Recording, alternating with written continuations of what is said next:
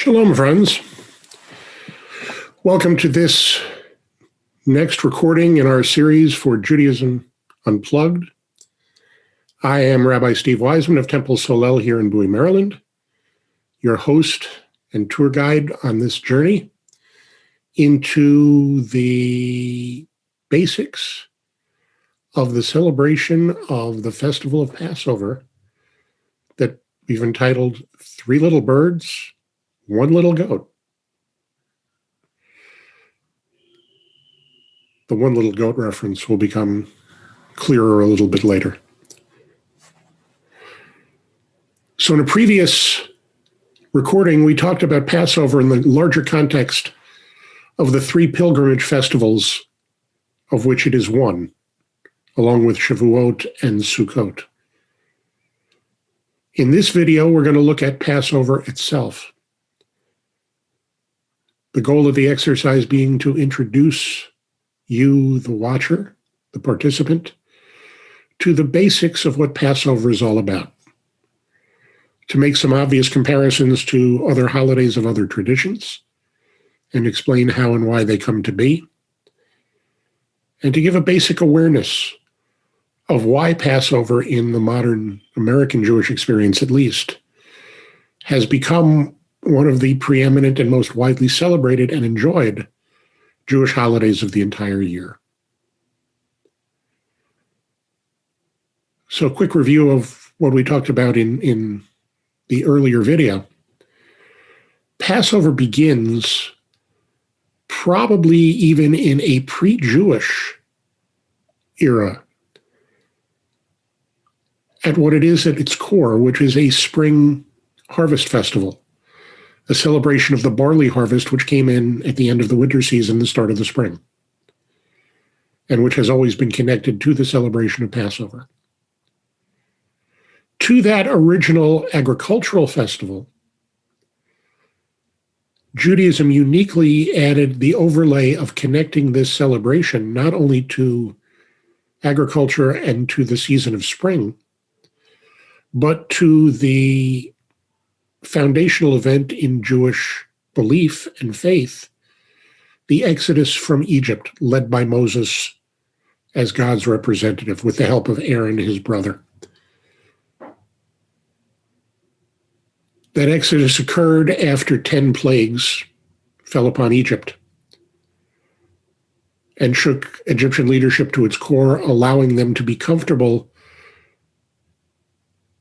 in allowing a significant portion of their servant labor, their corvée labor, that was used for building storage cities and other infrastructural needs, to leave and to self-define and to worship their God as they saw fit. If we're looking for a historical kernel in all of this, the period in which Egyptian leadership moved back from foreign leadership into homegrown Egyptian pharaohs, starting with the 18th and 19th dynasties, starting perhaps as early as the late 15th century BCE, would be a good place to look. That end of foreign rule would have been a reason for a foreign people living in Egypt to think about getting out.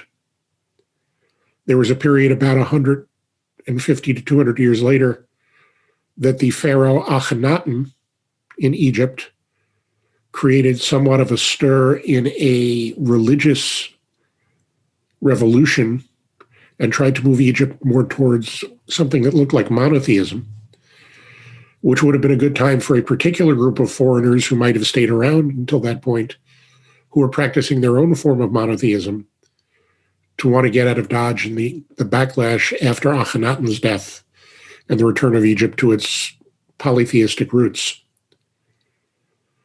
But the historians tend to see the most likely pharaoh connected to the Exodus as being Ramses II, Ramses the Great. This may or may not be historically accurate because Ramses, besides ruling for 70 years or so, also was known for removing the nameplates from other buildings and structures and placing his own name or his own likeness onto them instead. So if somebody was looking for local flavor for a story that happened in Egypt, the name of the pharaoh most likely to get connected would be Ramses II. He lived and ruled through most of the 13th century. Given that he ruled for as long as he did, it's likely that either the very beginning or the very end of his rule would have been the most likely times if he actually had anything to do with the exodus from Egypt that's celebrated in Passover to have been the times in his reign when that might have been most likely to happen. But someplace in that era, a people emerged from the Egyptian experience into the world as a unique and free people, calling themselves Israelites, calling themselves the children of Israel, organizing themselves in a 12-tribal confederation that they claimed were the descendants of 12 sons of this man Jacob, whose grandfather Abraham had determined that there was a single unseen God who had created everything we saw and experienced and kept it running, and with whom Abraham entered into a personal covenant that was passed down through the generations to his grandson Jacob, and eventually, upon the emergence from Egyptian servitude, was passed down to their descendants communally in the form of a collective covenant at Mount Sinai.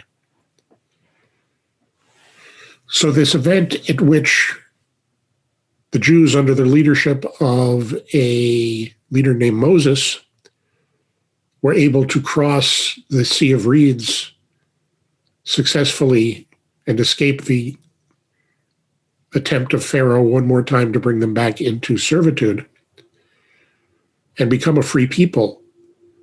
This exodus from Egypt was worthy of being celebrated as, if not the birth of the Israelites as a free people, certainly their rebirth going back to Abraham as the first Jew, or to the act of creation at the beginning of Genesis.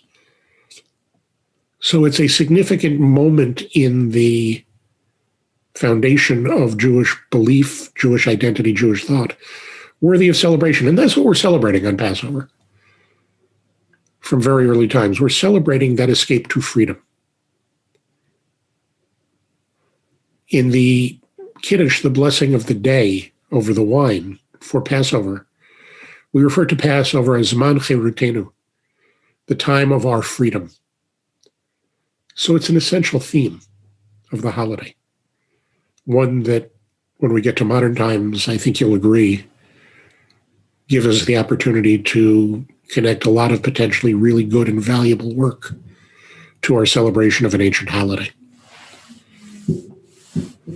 The Bible tells us that it was celebrated for 7 days. Not exactly clear why this became a 7-day celebration, except perhaps that the ability to escape servitude and become a free people, unencumbered by the rules of other people, was such a significant change and improvement that it was worthy of celebration for a week. As with all biblical 7-day holidays, when the rabbis came along after the destruction of the Second Temple and had to reimagine Jewish practice, one of the things they did was to add an 8th day to make sure that either the first 7 days or the last 7 days were the right 7 days, at a time when they were still somewhat dependent upon each new moon being witnessed and reported to the court before a new month could be determined in the calendar for the next month put forward. So there was a need to be a little bit more cautious. And the rabbis were very careful to make sure that when the Bible was specific in expectations, they did whatever they could to exceed those expectations to make sure that the original expectations would be met.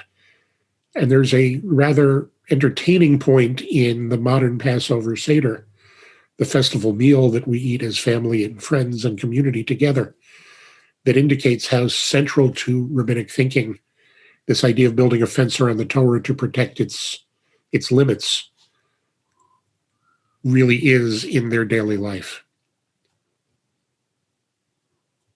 So the book of Exodus actually gives us the details of the meal that our ancestors ate in Egypt before beginning the trek to freedom.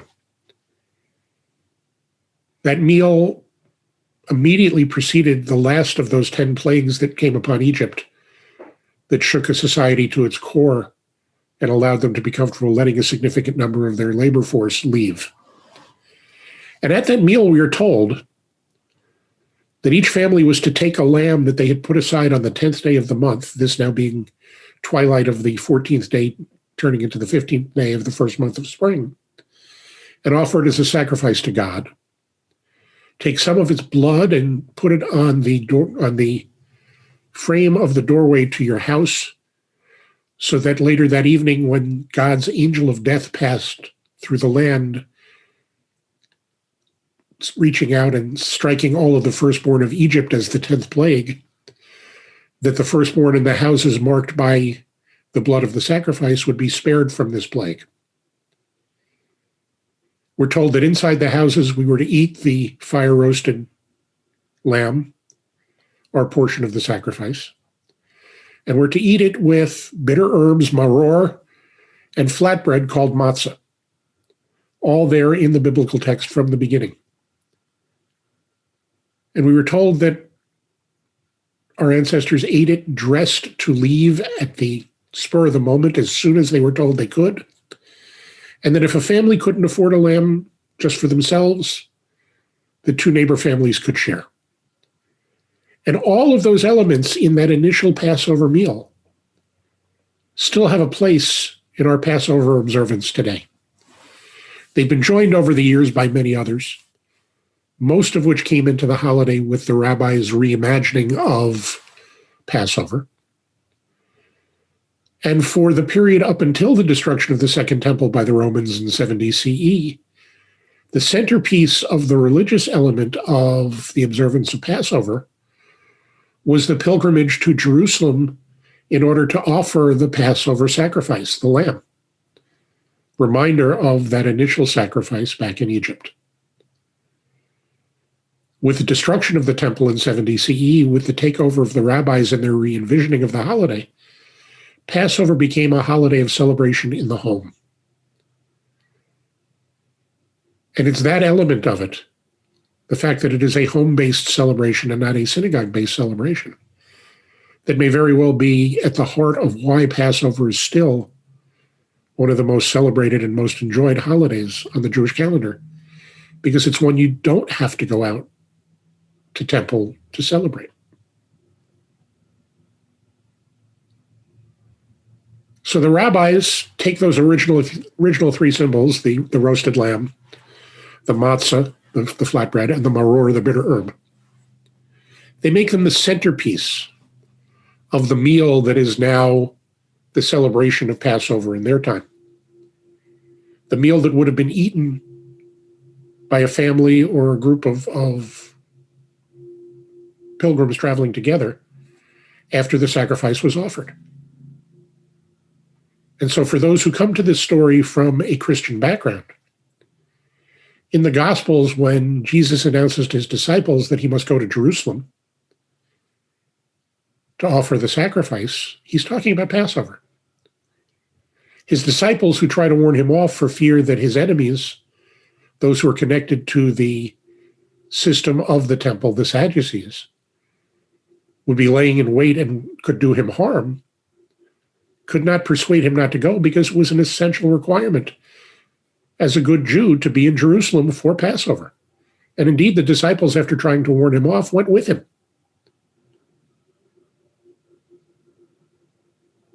One of the neat things about the ancient celebration is because of the connection of the three pilgrimage festivals to each other, Passover and Shavuot and Sukkot.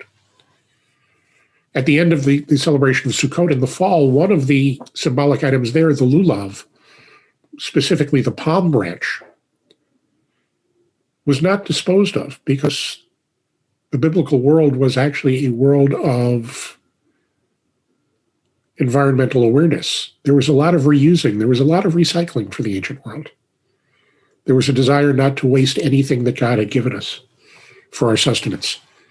And so the Jews would take their lulav, their palm branch that they had been waving for 8 days symbolically, and at the end of Sukkot, they would put it away in a corner and let it dry out over the winter. So that when the time came to make the pilgrimage to Jerusalem for the spring for Passover, they could pick up their lulav, which was now dry and opened as opposed to the palm leaf that's closed, but still fairly firm. And it made a fairly good whisk broom or broom, so that when they came to Jerusalem, they could find a room that they could rent in which a group of them could share the eating of the sacrificial lamb in a festival meal. If that sounds like something you may have read about in the Gospels called the Last Supper, I don't think that's an accident.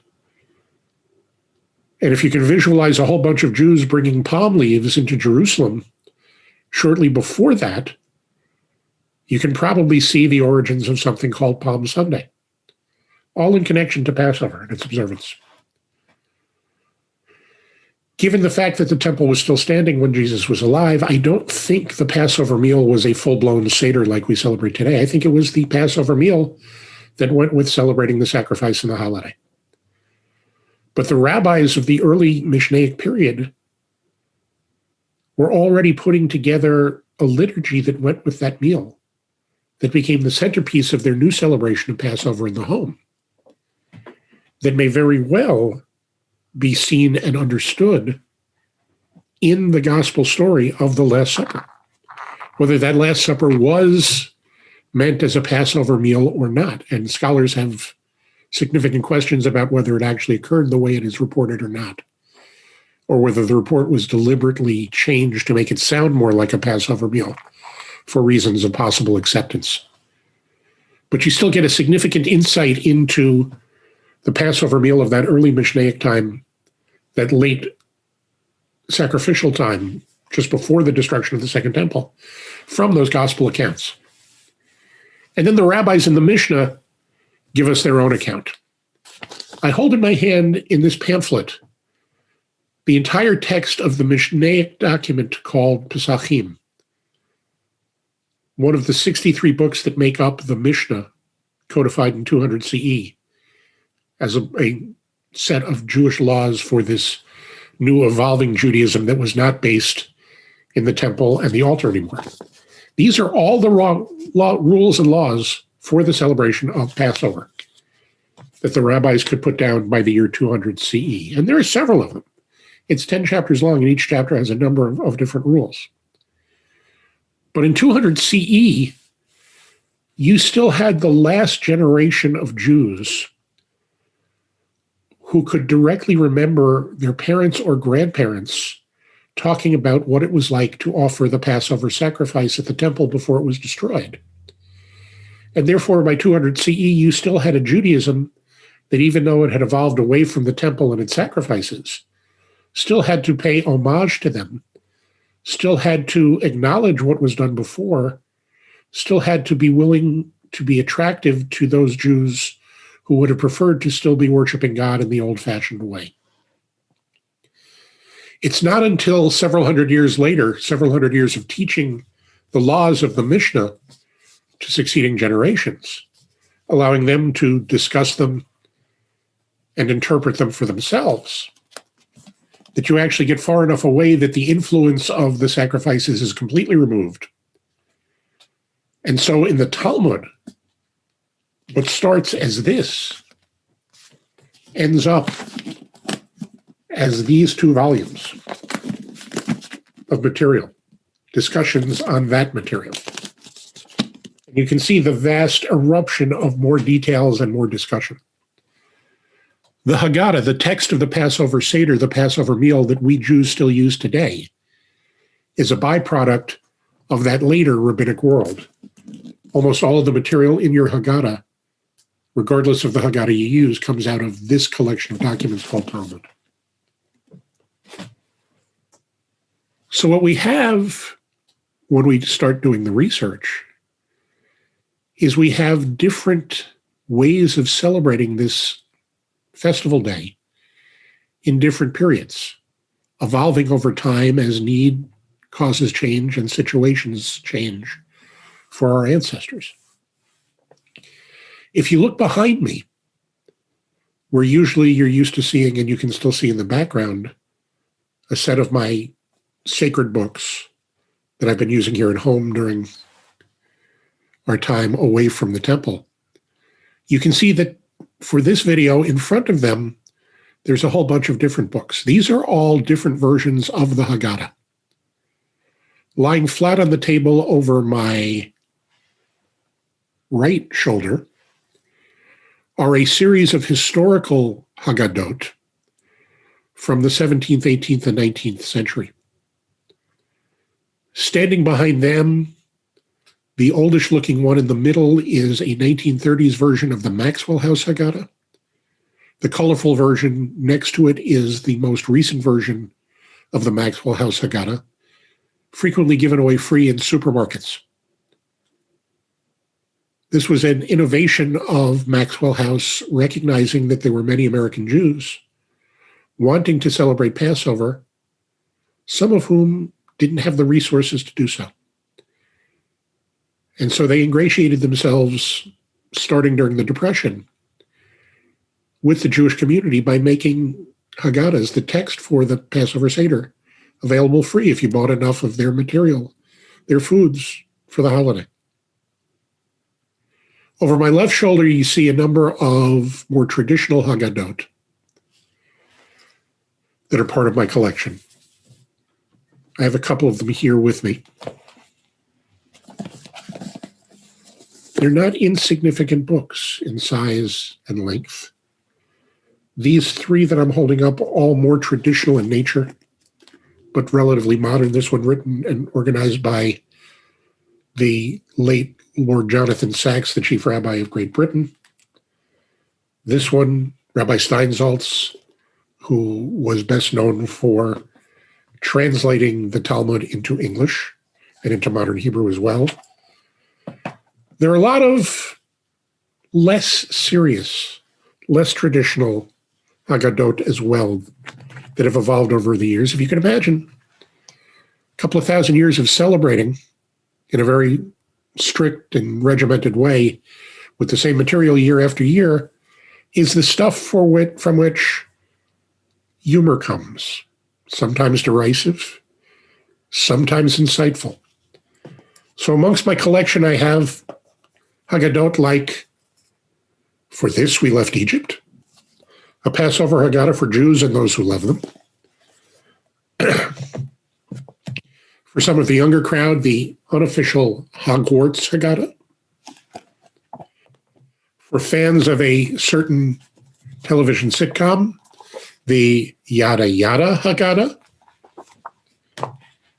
For fans of a certain Israeli comic strip that has frequently been compared to Doonesbury in its approach and its content, the Dry Bones Passover Haggadah, a cynical look at life in modern Israel through the lens of the Passover Haggadah. There's even a baseball Haggadah. And if you want to try and translate it and believe it, this Haggadah, as its cover might suggest, actually is all in emojis. So you get the idea of just how central Passover has become, that all of these are seen as having a market, as having a place in our celebration. As I said, what comes down to us comes mostly out of the work of the Talmud, the later rabbis. And what started out as a script to make a festival day a holy day by performing certain rituals and saying certain words and attaching to it the story of our escape from Egyptian servitude to freedom, became over time an expansion of that. Instead of stopping at the freedom physically that came with crossing the sea, the Haggadah takes us on a spiritual journey that begins in the servitude of Egypt and builds to a point that we have not actually reached yet in our own experience, and that is the ultimate freedom of the time of the coming of the Messiah or the Messianic age. The very last words of the Passover Seder are L'Shana Haba'ah B'Yerushalayim. It's a toast to being able to celebrate Passover next year in Jerusalem. Living in the early 21st century, we are blessed to live in a time when that's physically possible. But pretty much from the period of the 70s BC, 70 CE, after the Romans destroyed Jerusalem and the temple, almost until 1948 with the establishment of the modern state of Israel, it was virtually impossible for about 100 generations of our ancestors to even consider physically traveling to Jerusalem for Passover. And if they had, their celebration wouldn't have been complete because the temple wasn't standing and Jerusalem was not recognized formally. And for those last two things to happen, according to traditional Judaism, requires the arrival of the Messiah so that the temple can be rebuilt and the sacrifices restored. And even though the rabbis did a tremendous job in creating a tradition for Passover that was not reliant upon the offering of physical sacrifices, because of where the story begins and because of where the rabbis wanted to go in terms of encouraging our good behavior and our self-awareness to being worthy of bringing Messiah, they had to be open to that possibility. And so what starts as a simple story becomes a complicated story. Years of adding on to the story make it so as well. Those of you who may be watching who may ever have attended our congregational Seder in the 20 years that I've been here know that most years there's roughly a 30-page Hagata text that we use every year. And that most years there's an equally thick packet of materials, mostly things that have crossed my Facebook page and my email box from Jewish special interest groups who want to be remembered during our Passover Seder and are providing materials for us to discuss and think about, relating their particular cause to the themes of the Seder. That is not a new phenomenon, and that is not a commercial intrusion. The rabbis, in their own way, in the tradition over the last 2,000 years, have consistently looked for new examples in the moment of the celebration to make the themes of the Seder more real. Indeed, one of the instructions that we are given from very early on that still comes to us in the Haggadah says, "B'chol dor v'dor chayav adam lirot et atzmo ki ilu hu yatsa miMitzrayim." In every generation, it is incumbent upon each of us living today to try to act as if we ourselves had come forth from the slavery in Egypt, as if we ourselves understood what it was like to be slaves, so that we can more fully appreciate our freedom as we celebrate it. And so the use of these comparisons to current events throughout the years was one of the tools that was used to try and fulfill this obligation to act as if we ourselves understood what our ancestors went through in escaping slavery and servitude and gaining their freedom. Over the course of time, a lot of material has been added to that original text, some of which still has its original meaning and is clear, much of which was meaningful in its time, but not terribly clear to us now, what it might have had to do with freedom and the Exodus and the things that Passover is supposed to celebrate. And so you'll see everything in a celebration from Passover from, on the traditional end, a Seder meal that literally lasts for hours and comes dangerously close to failing to meet the Mishnaic obligation of the early rabbis that the last thing that is eaten at the meal, which in early days was the meat from the sacrifice itself, that in later generations was replaced by a piece of matzah that had been set aside earlier in the meal for just such a purpose, that must be done before midnight. If it's done after midnight, it's considered to be a violation. That doesn't mean the discussion can't go on after midnight. It just means the last thing that you eat at the Seder meal can not happen after midnight. And because there's another tradition included in the Hagata that seems to be praising a group of 5 rabbis who let their Seder go on so long that they were only interrupted by their students emerging into the room and telling them it was time to recite the Shema in the morning. There is this sense in the traditional world that the more you can study, the more you can talk about Passover, the more you can learn from it and infer from it and apply to it at your Seder, the more praiseworthy you are. On the other end, particularly in families with young children who may not be as involved in the spiritual life of their Jewish community, you'll find things like the 30-minute Haggadah.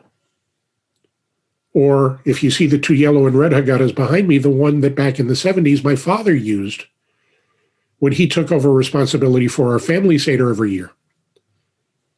Prior to him, it had been my great-grandfather, the one who had come himself from the old country, who was the reason we gathered for Seder, so that he and his son, my mother's Uncle Jack, my great-uncle Jack, and Uncle Irving, who had married into the family as well, could celebrate Passover as they saw appropriately, which meant doing most, if not all, of the Haggadah.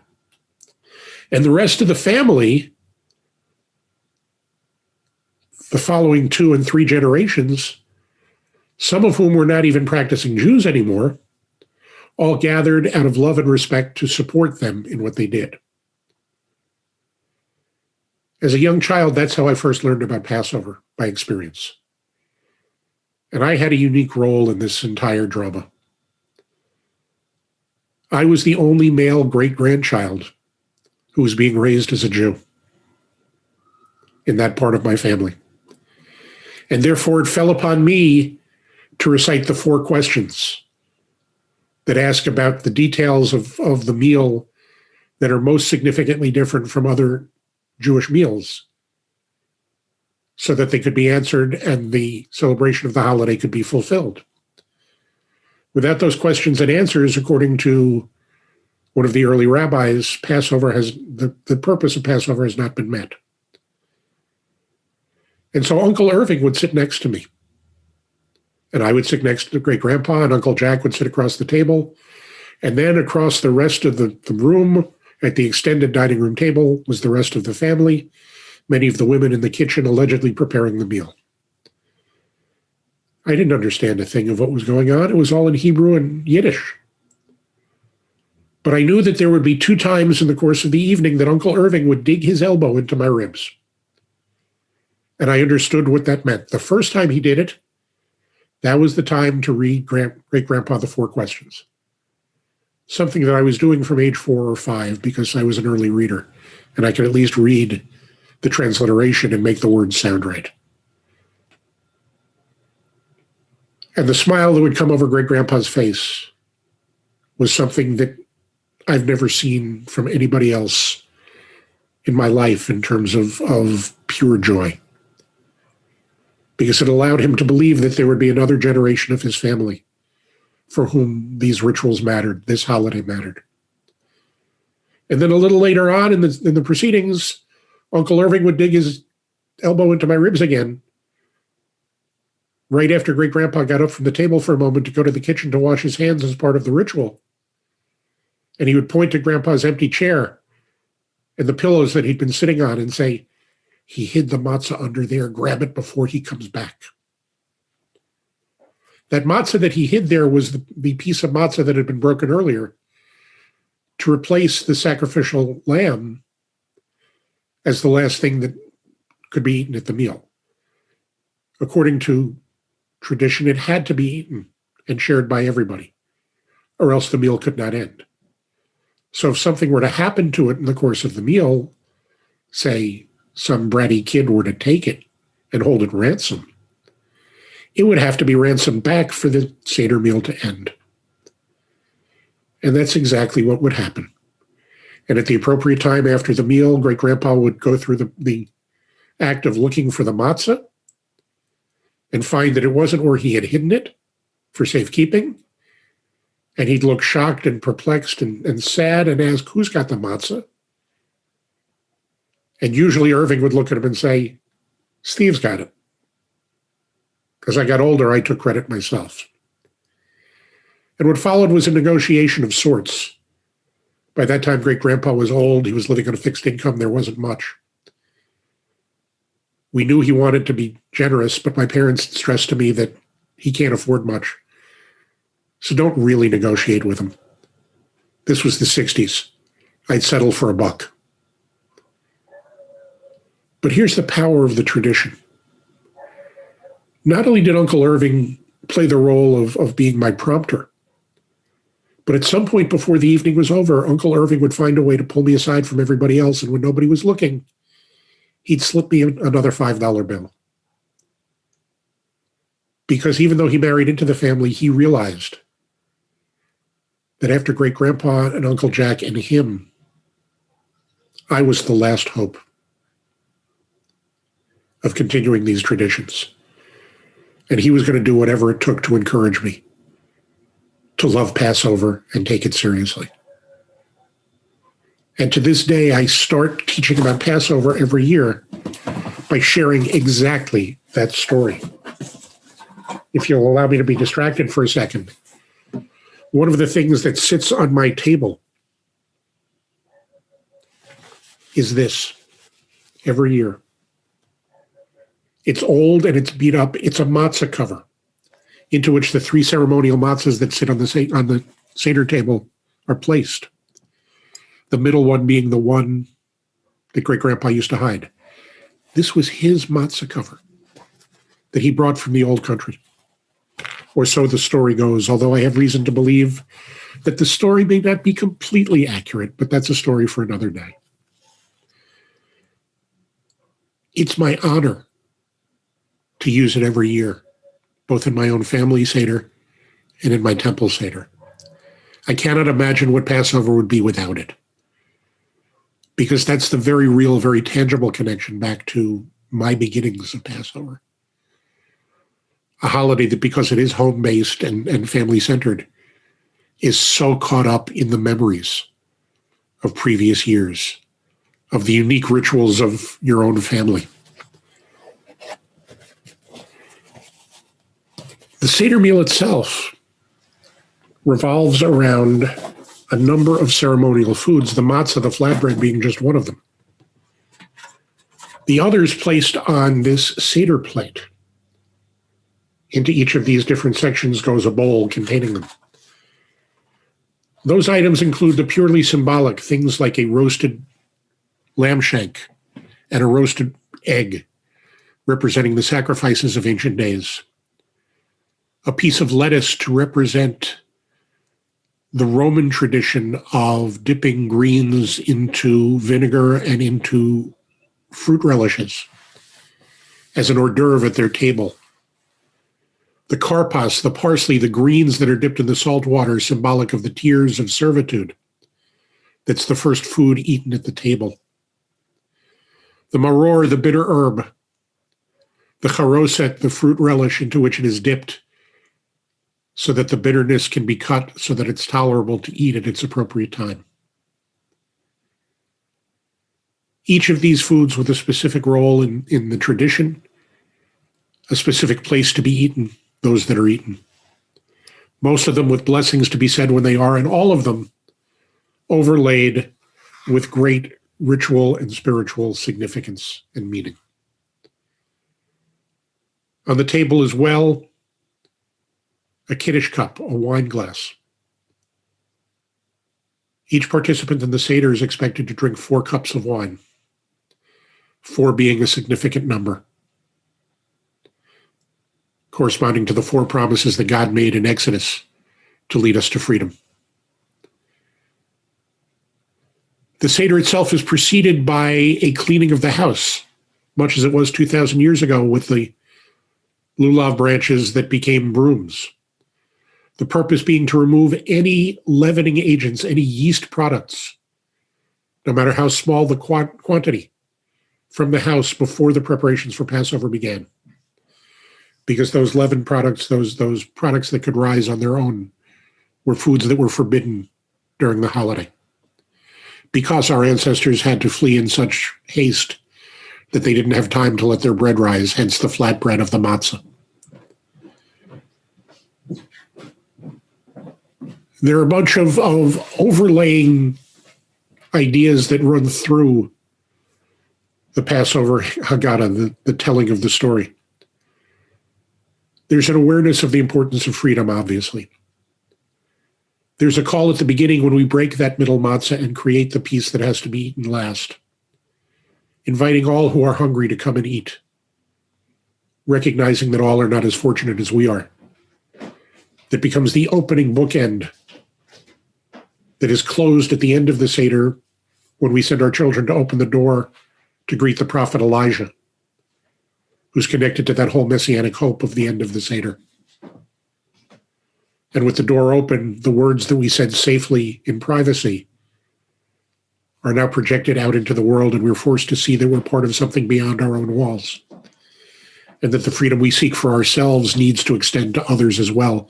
And that understanding allows in our modern day for virtually any good social justice initiative to be connected to the Passover Seder. And that's where all of these special interest groups come in with their Passover editions in the modern world.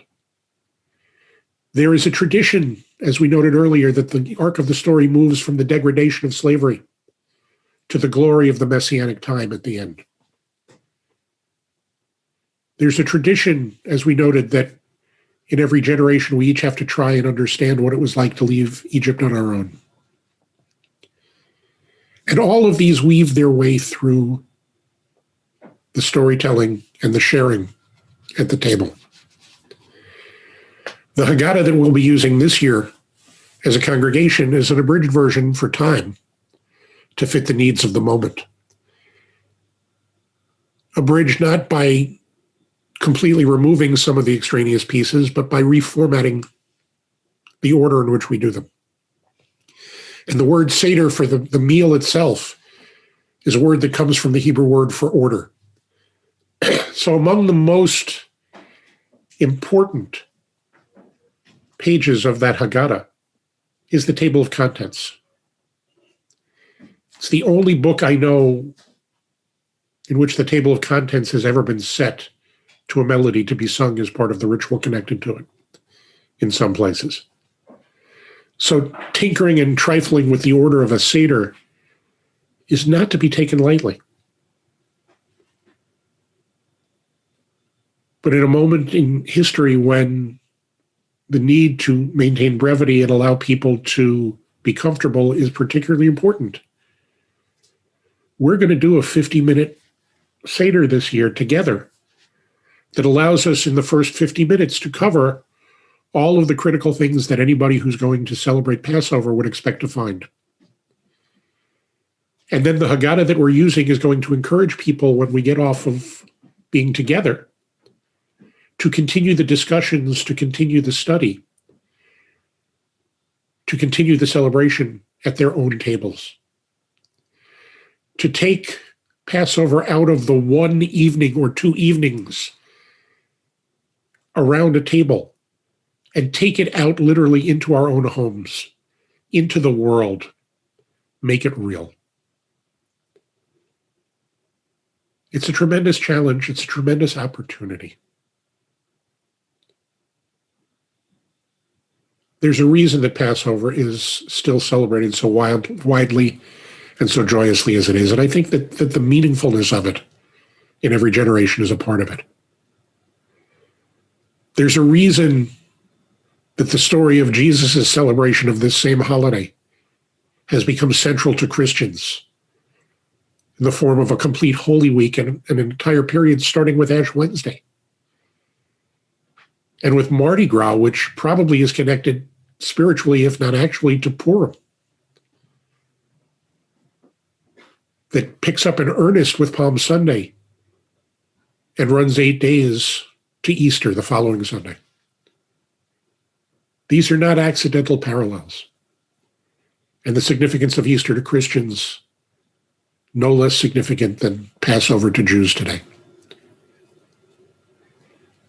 These are the basics of Passover, and there's so much more I could share.